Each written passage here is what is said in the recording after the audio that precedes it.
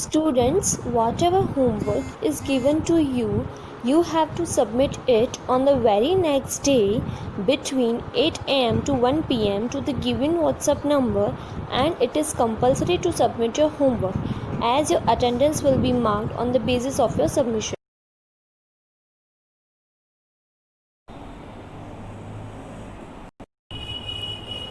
Hello my dear students, good morning. Last time हमने Laspeyres Paasche and Fisher के index number के बारे में डिस्कशन किया था बेटा. आज हमारा नेक्स्ट पॉइंट है cost of living index number. Again cost of living index number. तो cost of living index number हम क्यों फाइंड करते हैं? तो cost of living index number हम इसलिए फाइंड करते हैं कि हम जो लाइफ जी रहे हैं, तो लाइफ जीने के लिए हमारा जो एक्सपेंस हो रहा है, हमारा जो फैमिली के अंदर जो एक्सपेंस हो रहा है, वो एक्सपेंस एवरी ईयर कितना इंक्रीज या डिक्रीज हो रहा है, वो जानने के लिए हम cost of living index number find कर रहे हैं. आज से 10 इयर्स पहले अगर हमारे फादर पर मंथ 5,000 रुपीज़ कमा रहे थे तो हमारी लाइफस्टाइल कैसी थी, और आज वो 15,000 कमा रहे हैं तो हमारी लाइफस्टाइल कैसी है बेटा?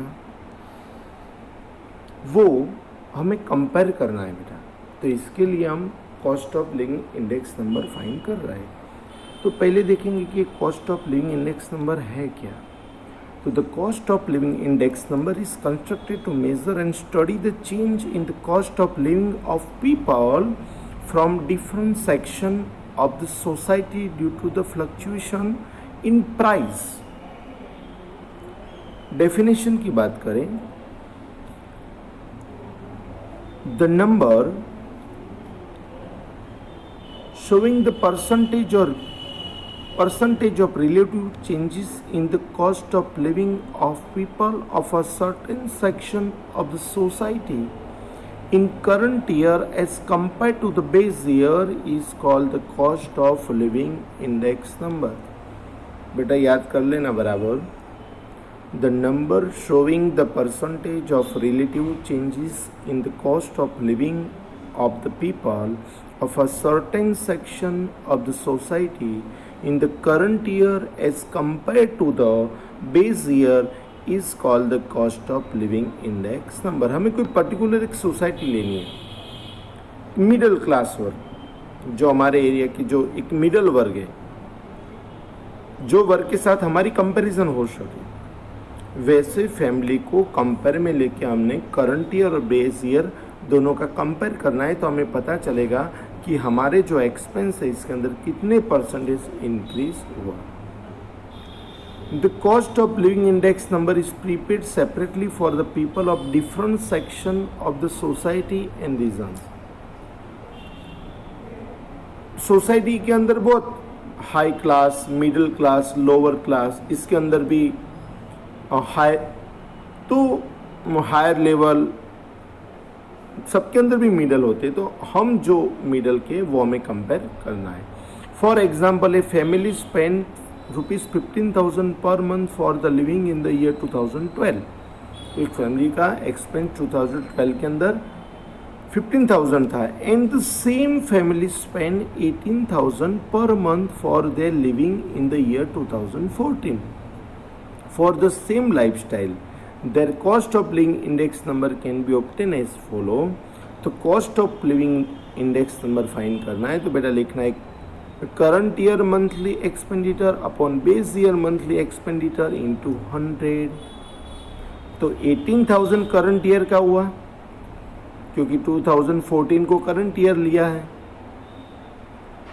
एंड 2012 को बेस ईयर लिया है बेटा.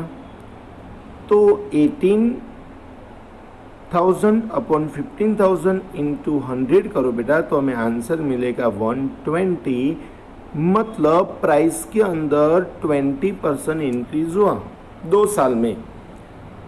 2012 में जो प्राइस था और 2014 में जो प्राइस है, तो वो प्राइस में 20% बेटा इंक्रीज हुआ। तो इस तरह हम बेटा जान सकते हैं कि हमारी जो कॉस्ट ऑफ है वो कॉस्ट के अंदर कितना प्लस माइनस हुआ बेटा। जब बेटा हम cost of living index number find करने के लिए जब जा रहे तो हमें इतने जो पॉइंट्स है वो बेटा ध्यान में रखने पड़े। The following points should be considered while constructing the cost of living index number. First point है बेटा पर्पस। हम कौन से पर्पस से cost of living index number find करने जा रहे हैं। Second, family budget inquiry. जब फैमिली बजट इंक्वायरी करने जाते हैं तो food, clothing, house rent, fuel and electricity, miscellaneous expenses, इस सब पॉइंट्स को हम ध्यान में लेते हैं बेटा। नेक्स्ट पॉइंट है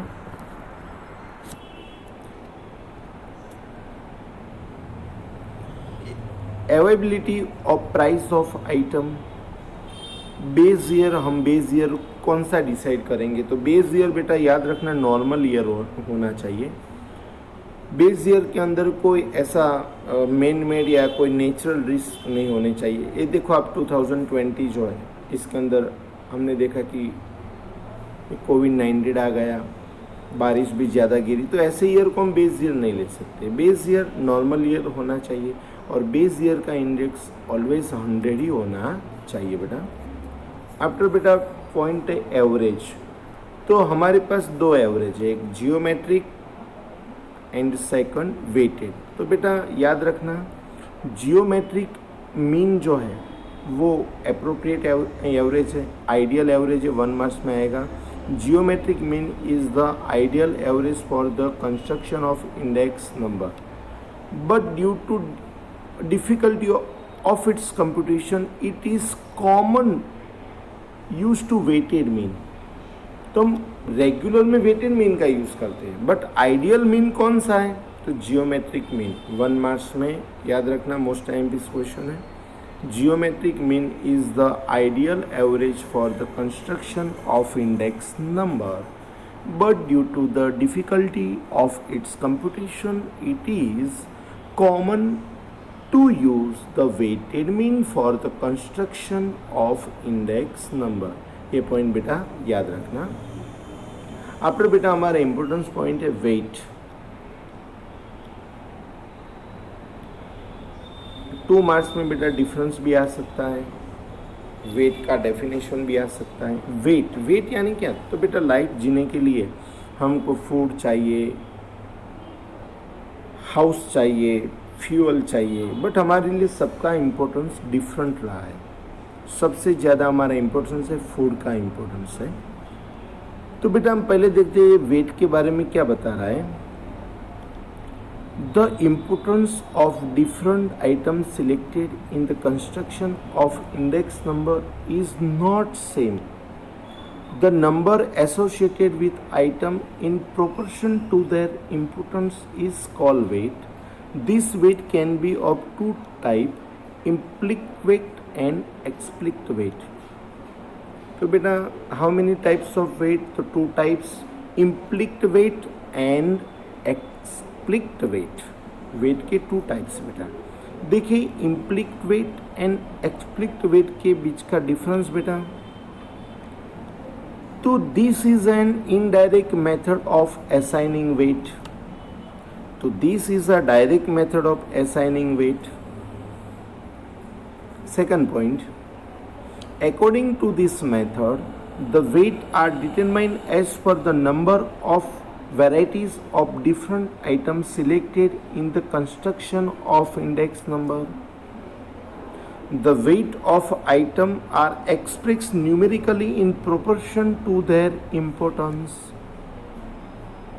In this method, the weight of item are determined according to the consumption, sale, production or the expenditure for the item। Thus, the weight given is accordance the importance of the item are called explicit weight। Okay बेटा, तो आपको wait का meaning और इम्प्लिक wait and एक्सप्लिक wait दोनों के बीच का difference भी याद करना है और नोटबुक में लिखना भी है बेटा।